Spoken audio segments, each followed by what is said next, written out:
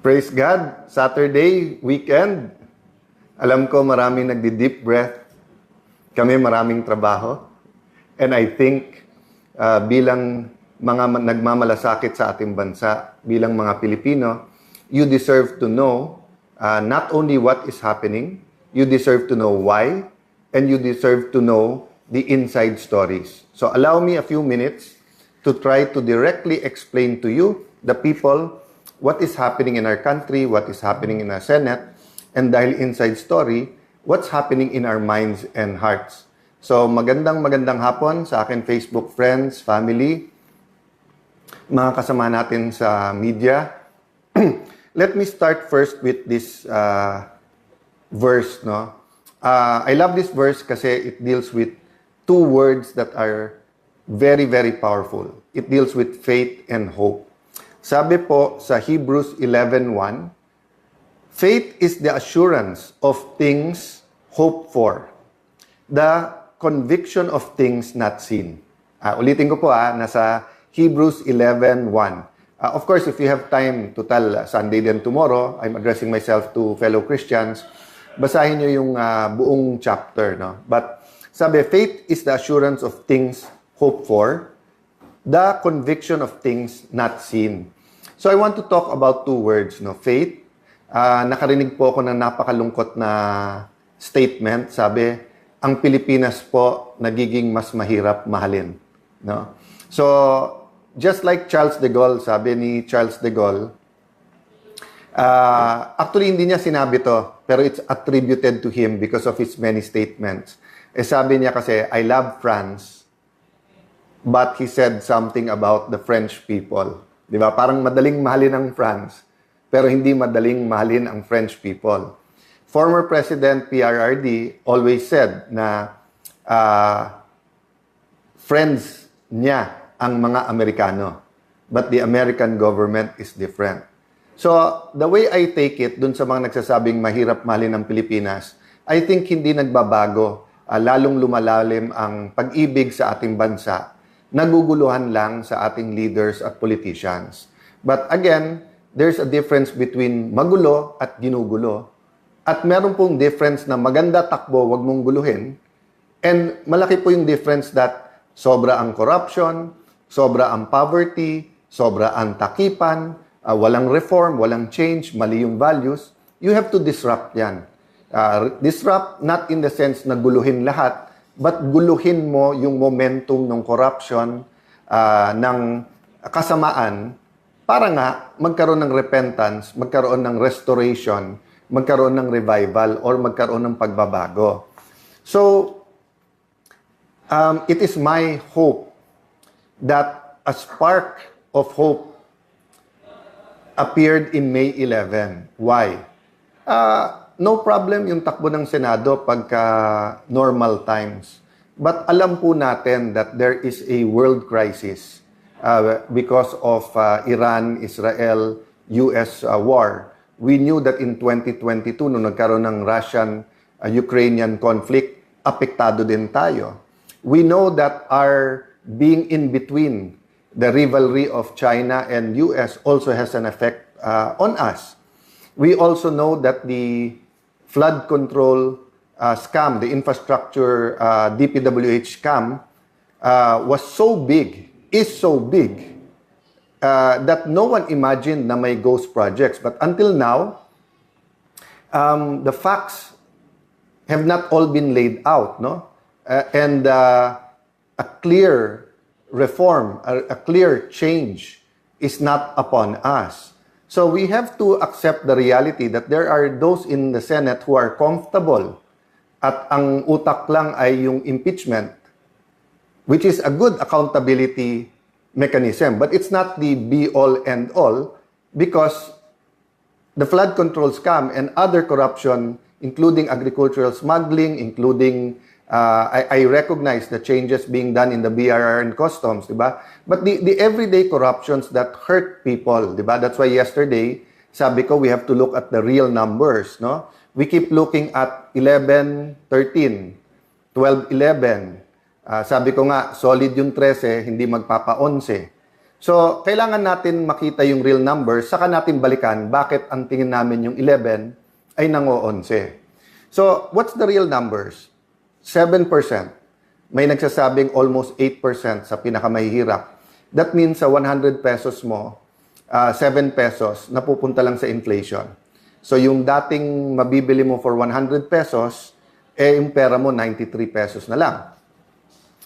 For the millionaires and billionaires, it is a problem but not that big a problem. But for those who ang daily wage is less than 700 pesos.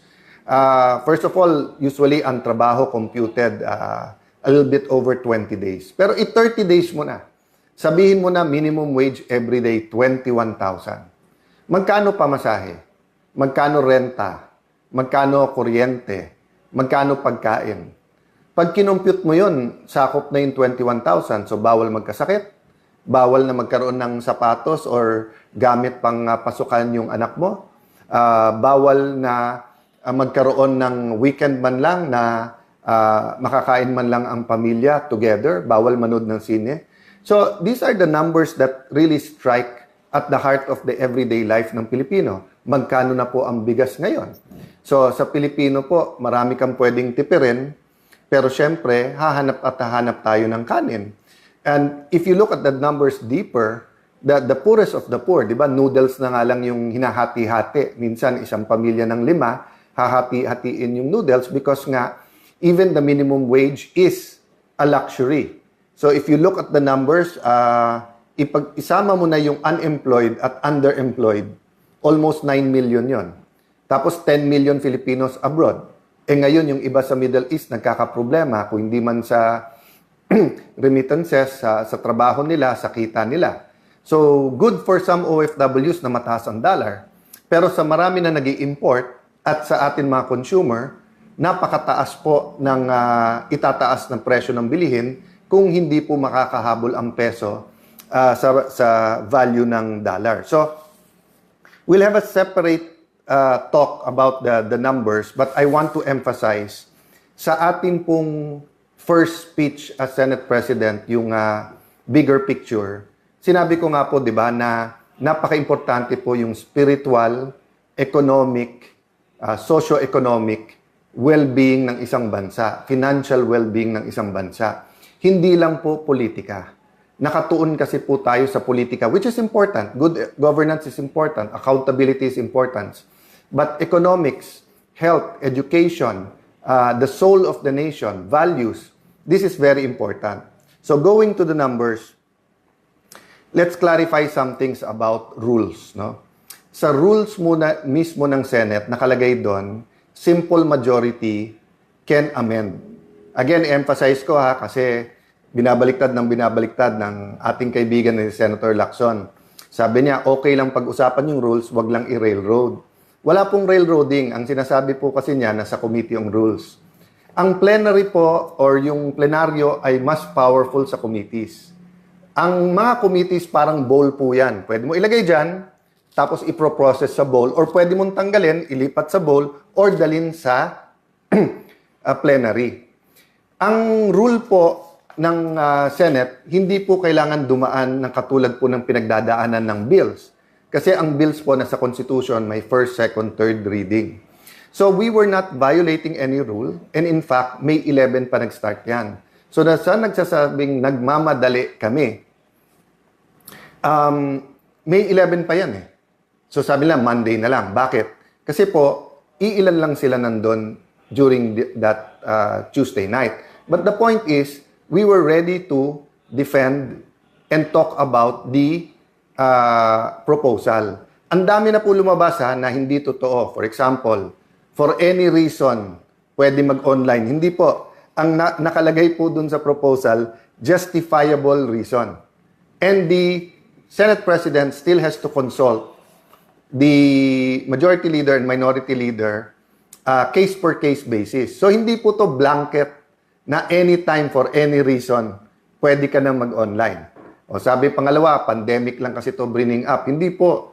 Panahon pa ni Senator Trillanes, kay Senator De Lima, bringing up na po to. Yung ibang nagkri-criticize po ngayon, tignan nyo po yung mismong sinulat nila at reasons nila. They were arguing from the point of view of representation. So representation is very important now. Why? Because it's all about control. But before I talk about control, Senator Pia reminded me na binabasa niya, ang dami na lumabas about participation sa impeachment through online. Wala pong katotohanan na yung amendment ng rule na to ay nakaugnay sa amendment sa rule sa impeachment. Bakit po? Unang-una, inadapt na po namin yung rule sa impeachment. Pag binago namin yun, ipapublish pa, tatagal pa po yun. So, ngayon po, ang pinag-uusapan ay rule sa Senado. Wala pong katotohanan yung mga nagpo-post na nagsasabing ito po ay may kinalaman sa impeachment. Why is control important? Because the control, the chairman, schedules the hearing. So meaning, kung mababalik sa kanila, iske-schedule ba nila yung flood control hearing? Kung iske-schedule nila, kontrolado din po ng majority at ng chairman sino ang iimbitahin. Kontrolado din kung once a week, once a month. Dati po, wala naman yung partial report eh. Kaya nga, paulit-ulit ko sinasabi, ang kailangan impartial, not partial. And paano ka maglalabas ng partial na hindi mo pa nabubuo yung theory kung ano talaga nangyari? Tignan niyo po, sabi ng Office of the Ombudsman, may mastermind. Sabi ni Senator Lacson, walang mastermind. So paano ka maglalabas ng report na partial pa lang? And then, paano nangyari yon na panay oposisyon, na panay sa Senado? 1 trillion budget sa administrasyon, walang involved dito. Sa ibang mga panig ng gobyerno, walang involved pa dito. So, I'm not going to go into the details precisely because gusto natin independent at gusto natin yung committee ang magpatakbo. Nagulat lang po ako na sa lahat ng pwedeng maging reaction ni Senator Tito, sabi niya it's illegal. Papasalamat ako sa mga matitinik natin mga netizens. Nauna pa kayo na tinignan yung Section 18 ng Rules ng Senate at yung Section 20 ng Rules on Investigations in Aid of Legislation.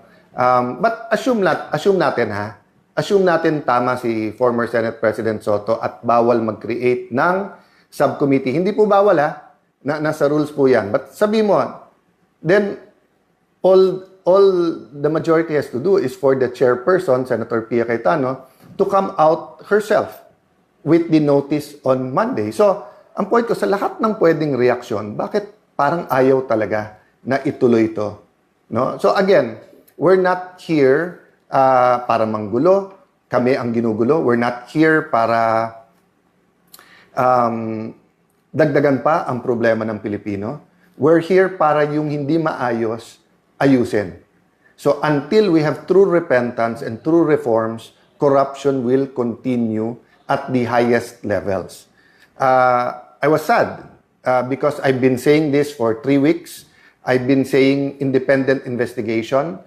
Because I do believe the President is being given wrong information. So nung sinabi niya yung barilan, paulit-ulit sinasabi ng NBI at DOJ, wala sa Senate. We have evidence, so mapipilitan kami na i-hearing din yan. So the Committee on Public Order will hear, will get to the bottom of this, will bring the NBI, the DOJ, PNP, DILG, lahat ng nag-iimbestiga, sabay-sabay na kami iimbestigahan lahat, no? So I want you to understand that the rule about voting is tied to the control. So totoo, 13 ang kailangan para mapalitan ng SP. Pero ang magpapatawag po ng hearings ay yung chairperson. So isang strategy po ngayon ng 11, kaya napansin nyo po every weekend, sila ang gumagawa ng sinasabi nila, may babaliktad, may sasama na sa kanila, may nag-iisip. Alam niyo po, ang kudeta, ang isang essential element po dyan ay stealth o kaya yung tahimik, ibubulaga ka, magugulat ka. Di ba? So, bakit sila maingay about it? One is to try to create distrust among the 13. Secondly is to create pressure. And number 3, bakit nila pinipredict? May huhulihin dyan, may arestuhin, ganyan. Okay. Because may mga kakampi sila sa kabinete. That's very clear, no? So, my point is this, no? One of their intent is to not allow the electronic or teleconferencing or any kind of online voting para pag sila majority sa floor, aagawin nila yung mga committee.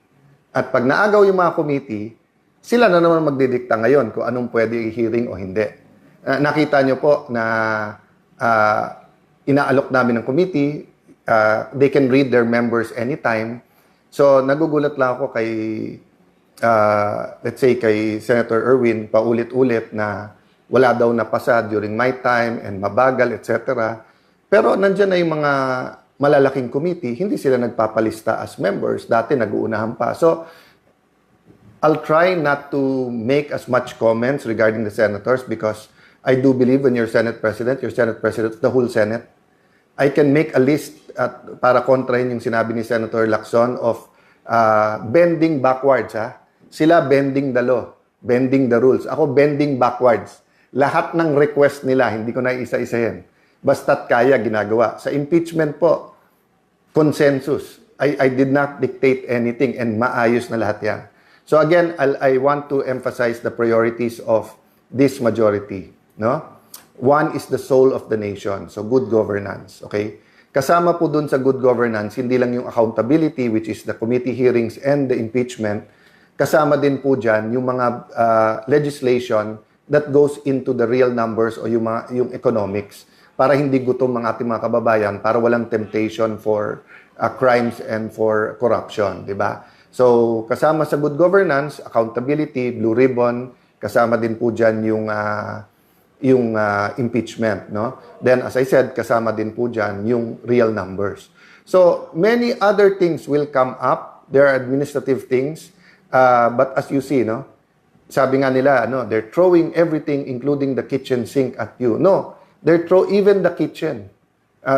Tinatapon na sa amin. Anything they can think of, kaso daw. So guys, what can you do? One, pray for us. Pray for the nation. Two, tutukan. Res ipsa loquitur. The thing speaks for itself. Read between the lines. Anyone can speak. Pero tignan nyo kung sino nagsasabi ng totoo.